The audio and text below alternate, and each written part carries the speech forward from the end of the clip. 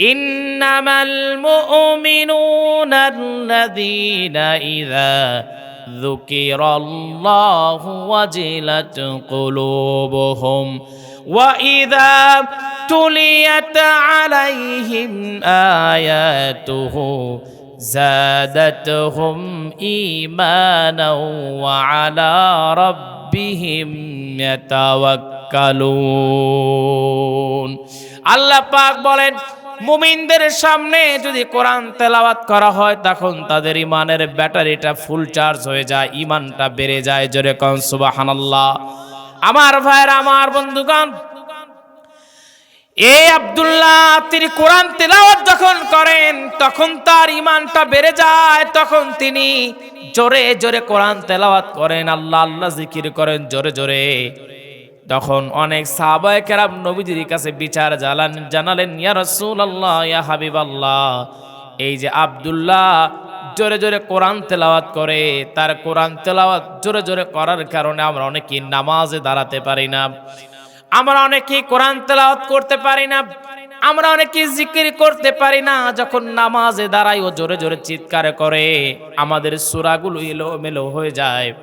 আমরা যখন কোরআন তেলাওয়াত করি, সে যখন জোরে জোরে চিল্লায়, জোরে জোরে কোরআন তেলাওয়াত করে, তখন আমাদের কোরআন তেলাওয়াতটা এলোমেলো হয়ে যায়। নবীজি বললেন, শোনো, তোমরা একটা বারের জন্য তাকে কিছুই বলবে না, কারণ তার ঈমানটা অনেক বড় বড় মাপের ঈমান। তার ঈমান আনতে গিয়া, ইসলাম কবুল করতে গিয়া আমার এই সাহাবীটা লজ্জাস্থানটাও পর্যন্ত হেফাজত করতে পারে নাই। তার সমুদয় সব সম্পদ তো চাচা কেড়ে নিয়েছে, কোনো কিছুই নিয়ে আসতে পারে নাই। অতএব আমার এই সাহাবীকে তোমরা কিছুই বলো না, তাকে কিছুই বলা হলো না। যখন তাবুক যুদ্ধের জন্য যখন সময় চলে আসলো, আমার ভাইয়েরা, আমার বন্ধুগণ, আপনারা মনে করেন ইসলামটা কবুল করেছি, ইসলামটা পেয়েছি, কোনো সমস্যা নাই, কেউ বাধা দেয় নাই। কিন্তু আজকের এই ইসলাম, আজকের এই সুন্দর ধর্ম, আজকের এই সুন্দর দ্বীন ইসলাম, এইটা আজকে এই রকম সুন্দরভাবে আমাদের মধ্যে পৌঁছে দেওয়ার জন্য আমার নবীজিকে পর্যন্ত উহুদের ময়দানে রক্ত ঝরাতে হয়েছে। আমার নবীজিকে তায়েফের ময়দানে রক্ত ঝরাতে হয়েছে, সাহাবায়ে কেরাম জীবন দিয়েছে, তবেই তো আজকের ইসলাম সুপ্রতিষ্ঠিত হয়েছে, ঠিক কিনা? আমার ভাইরা, আমার বন্ধুগণ, তাবুক যুদ্ধের জন্য নবীজি সাল্লাল্লাহু আলাইহি ওয়াসাল্লাম সাহাবায়ে কেরামদের কাছে অর্থ চাইলেন। সাহাবায়ে কেরাম যখন অনেক অর্থ যখন সবাই দান করলেন, ওই দিন যার যে সামর্থ্য ছিল সে ওই তাবুক যুদ্ধের জন্য অনেক অনেক করে দান করলেন। তার মধ্যে আমার হৃদয় কেড়ে নিয়েছে একটা ছোট্ট ঘটনা। যেই মহিলা নবীজি সাল্লাল্লাহু আলাইহি ওয়াসাল্লামের কাছে মাঝে মাঝে আমার আপনার নবীজির কাছে আসতেন, আর নবীজির কাছে বলতেন, নবীজি, আমার তো দুনিয়ায় কেউ নাই, আমাকে যদি আপনি একটু অর্থ যদি দিয়ে দিতেন। নবীজি তাকে অনেক করে অর্থ তাকে উপহার দিতেন, তাকে গিফট করতেন, সেই অর্থ দিয়ে এসে তার পরিবারকে চালাতেন। কিন্তু ওই দিন তাবুক যুদ্ধের দিন ওই মহিলা সে তার কোলে একটা ছোট বাচ্চাকে নিয়ে নবীজির সঙ্গে দেখা করবেন বলে রওনা দিয়েছেন। প্রতিমধ্যে একজন সাহাবীর সঙ্গে দেখা, মহিলাকে ডেকে বলছে, মহিলারে শোনো, আজকের দিনে তুমি নবীজির কাছে যাবে, কিন্তু নবীজির কাছে গেলে কি হবে? আজকে নবীজি তোমাকে কিছুই দিতে পারবেন না, কারণ তাবুক যুদ্ধের জন্য অর্থের প্রয়োজন। নবীজি সাল্লাল্লাহু আলাইহি ওয়াসাল্লাম নিজে তো সবার কাছে অর্থ চাচ্ছেন। ওই মহিলা এইবার বললেন, শোনো, আমি এতদিন পর্যন্ত আমার নবীজির কাছ থেকে অর্থ সম্পদগুলো নিয়েছি, কিন্তু এখন আর আমি নবীজির কাছে অর্থ সম্পদ আজকের দিনে চাই না, বরঞ্চ আমি আজকের দিনে এই তাবুক যুদ্ধের আগ মুহূর্তে আমি আমার নবীজির কাছে কিছু দিতে চাই। ওই মহিলা নবীজির সামনে গেলেন, আর গিয়ে ডেকে বলছেন, ইয়া রাসূলুল্লাহ, হে, আমি যখন শুনলাম তাবুক যুদ্ধের জন্য অনেক অনেক অর্থ আপনি চাচ্ছেন, এই মুহূর্তে আমি চিন্তা করলাম আমি কি দিয়ে শরীক থাকবো। আমি ঘরে ফিরে গেলাম, ঘরের মধ্যে গিয়ে আমি কিছুই খুঁজে পাই নাই। তবে হ্যাঁ, আমি আমার কলিজার টুকরা সন্তান পেয়েছি একটা, যেটা আমার এখন কোলে রয়ে গেছে। ইয়া রাসূলুল্লাহ, ইয়া হাবিবাল্লাহ, আমার এই সন্তানটাকে আমি আপনার কাছে নিয়ে আসছি। নবীজি, আমি মা আমার দেওয়ার মতো কিছুই নাই, কিন্তু এই সন্তানটাকে নিয়ে আসছি। এই সন্তানটাকে আমি আপনার কাছে তুলে দিলাম, এই সন্তানটাকে তাবুক যুদ্ধে আপনি ব্যবহার করবেন। নবীজি বললেন, এই সন্তানটা তো আর ঝামেলা পাকাবে, তাবুক যুদ্ধের দিন আমি এই সন্তানটাকে কে রাখবে, তাকে কে ওই জায়গায় ধরবে? মহিলা ডোকে বলছেন, নবীজি আপনি তাকে ধরবেন। যখন কোনো কাফের আপনার দিকে তীর নিক্ষেপ করবে, আমার সন্তানকে তীরের সামনে ধরবেন। যখন আপনার সঙ্গে আপনার দিকে অন্য কোন কাফের বেঈমান যখন তীর নিক্ষেপ করবে, আমার সন্তানটারে ঢাল হিসাবে ব্যবহার করবেন। আমার এই সন্তানের দেহের মধ্যে যখন তীর যখন ঢুকে যাবে, আমার সন্তানের রক্ত যখন জমিনে পড়বে, আমার এই সন্তান ছোট্ট বাচ্চা, শিশু বাচ্চা, সে শহীদ হয়ে যাবে।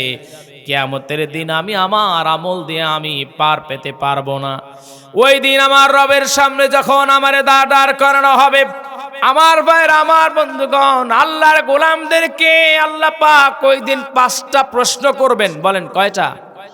আপনারা মনে হয় আমার ওয়াজ বুঝতেছেন না, বুঝতেছেন না? না,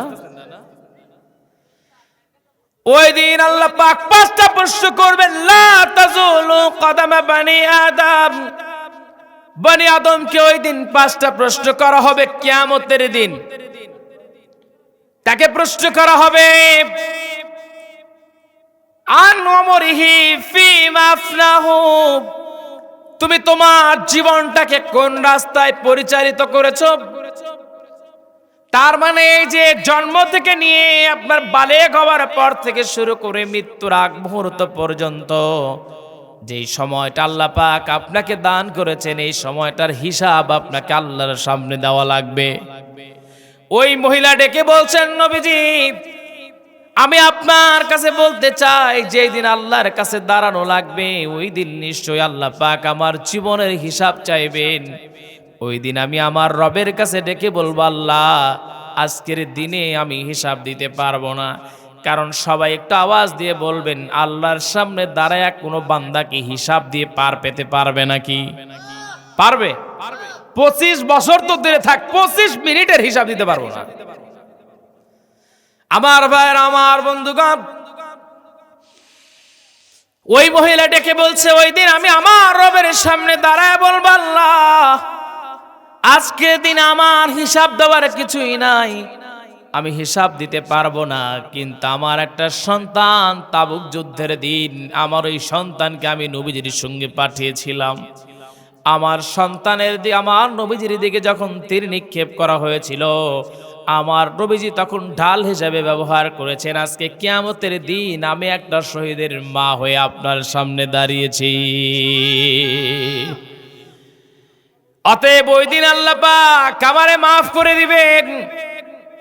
তাবুক যুদ্ধের দিন যখন নবীজি সাল্লাল্লাহু আলাইহি ওয়াসাল্লামের কাছে মহিলা এই কথা বললেন, প্রত্যেকটা সাহাবীরা দান করুন।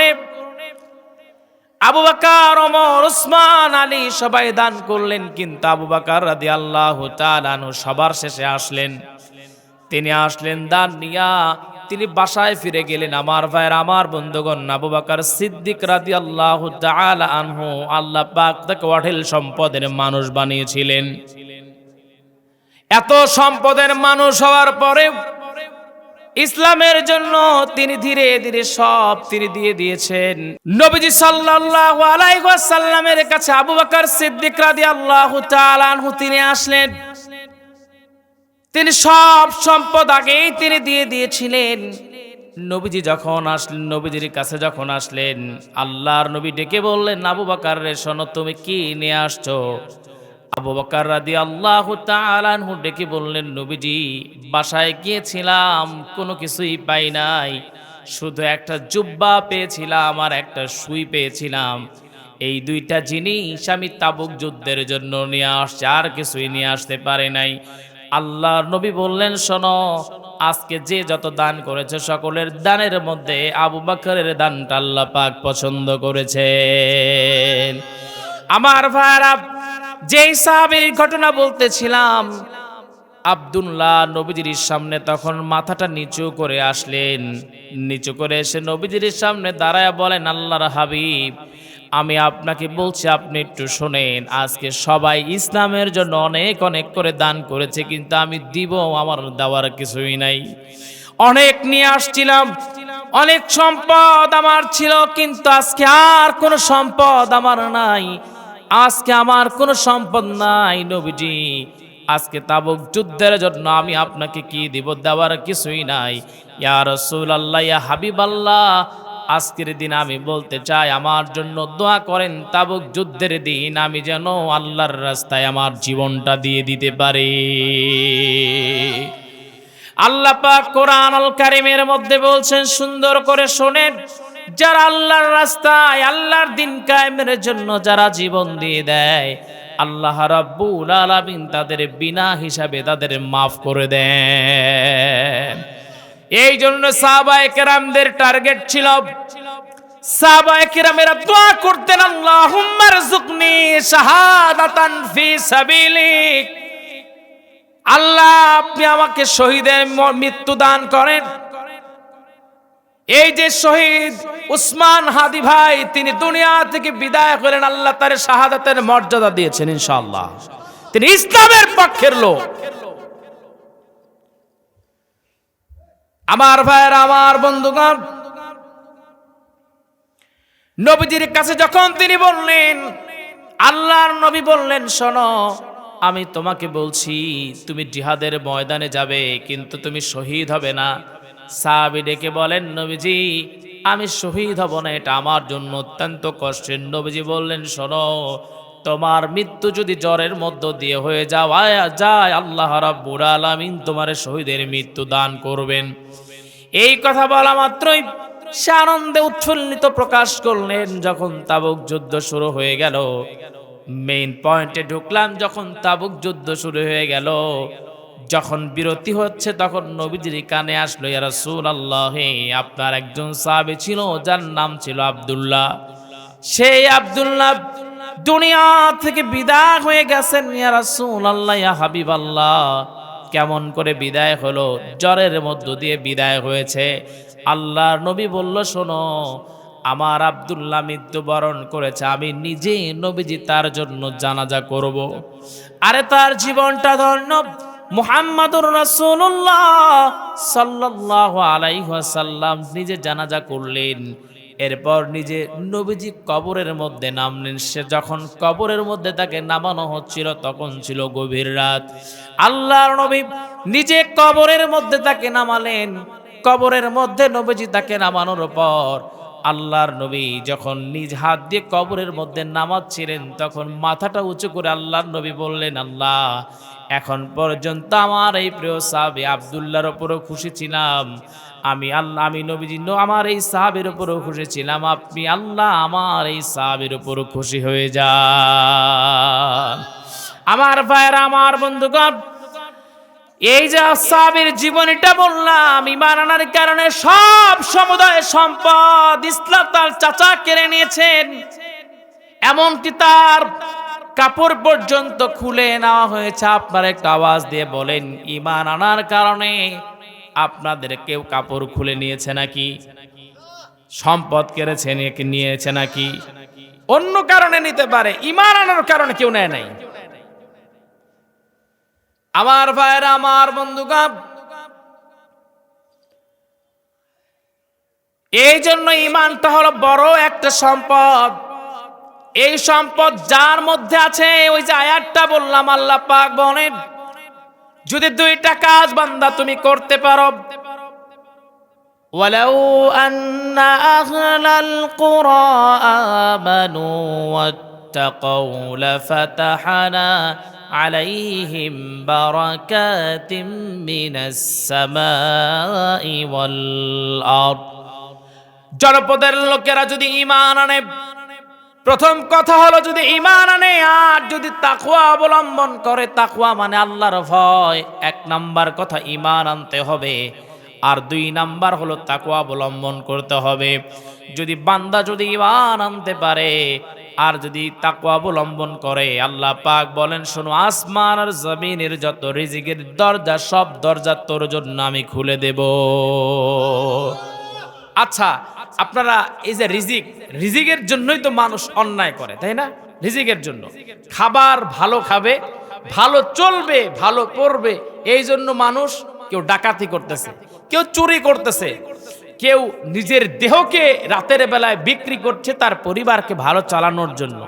সেটা হোক আপনার কোনো আবাসিক হোটেলে, সেটা হোক গুলশানে, যাই হোক মানুষের টার্গেট এটাই যে তার পরিবারকে ভালো চালাবে, ভালো খাবে, ভালো পড়বে, এই জন্য এত কিছু।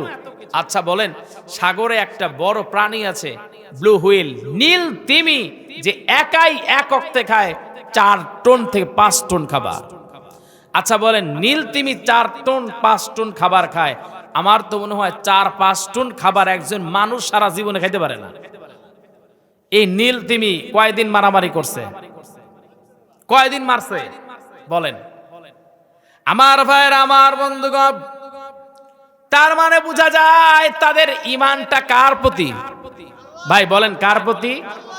যত প্রাণী আছে সব প্রাণীগুলো কার উপরে ঈমান আনে? আল্লাহর উপর। যাদের প্রাণ আছে তারা আল্লাহর উপরে ঈমান আনে। আমার ভাইরা, আমার বন্ধুগণ, আপনিও যদি ঈমান আনেন তাহলে আপনার রিজিকের দরজা আল্লাহ পাক খুলে দিবেন। অনেকেই প্রশ্ন করতে পারে, হুজুর তাহলে বাংলাদেশে 95% মুসলমানের দেশ, সবাই তো ঈমানওয়ালা, সবাই তো মুসলমান, তাহলে বাংলাদেশে রিজিকের দরজা তো খুলে যায় না, বরং ভূমিকম্পর দরজা খুলে যায় কেন? আজকে সকালেও ভূমিকম্প হচ্ছে নাকি? আজ সকালেও ভূমিকম্প হয়েছে। তার মানে ঈমান আনলে হবে না। পরের কথাটা শুনেন, সেটা হলো তাকওয়া, আল্লাহর ভয় থাকা লাগবে। এখন আল্লাহর ভয় মানুষের মধ্যে আছে? বলেন আছে? আছে। আল্লাহর ভয় মানুষের মধ্যে থাকলে কোরআনের মাহফিলের পাশে ডিজে গান বাজায়। এই কথাই তো একটু আগে বললাম যে গত 3 দিন আগে আমার প্রোগ্রাম ছিল, একাধারে প্রথম দিন তার পরের দিন এই একই অবস্থা, পাশে ডিজে গান বাজায়। ওর কমন সেন্সটা নাই, যেখানে কোরআনের কথা হচ্ছে আমাদের গান বাজানোর জন্য এখানে ডিস্টার্ব হতে পারে। আল্লাহর ভয় থাকলে করতে পারে? আমার ভাইয়ের, আমার বন্ধুগণ, অথচ আল্লাহর ভয় কত বড় সম্পদ। যার মধ্যে আল্লাহর ভয় আছে সে চাইলেও মানুষের টাকা চুরি করতে পারে না। যার মধ্যে আল্লাহর ভয় আছে সেই মানুষটা চাইলেও একটা নারীকে কখনো ধর্ষণ করতে পারে না। যার মধ্যে আল্লাহর ভয় আছে চাইলে সে কখনো মানুষকে হত্যা করতে পারে না। আমার ভাইরা, আমার বন্ধুগণ, দেখেন এই যে মাগুরার একটা মেয়ে ছিল, নাম আসিয়া, মেয়েটার বয়স সম্ভবত 7 কি 8 বছরের একটা মেয়ে। তার তাওই আর তাওয়ের 2 ছেলে, দুলাভাই আর তার ভাই মিলে মেয়েটার যৌনাঙ্গ কেটে তাকে ধর্ষণ করলো। আচ্ছা বলেন, এই বদমাইশগুলোর মধ্যে আল্লাহর ভয় আছে? আল্লাহর ভয় যার মধ্যে নাই সে চাইলেও দুনিয়ার সবকিছু করতে পারে, আর আল্লাহর ভয় যার মধ্যে আছে সে চাইলেও একটা মেয়েকে রাতের বেলায় পেলেও সে কখনো তাকে ধরবে না। সবাই কোন ঠিক কিনা?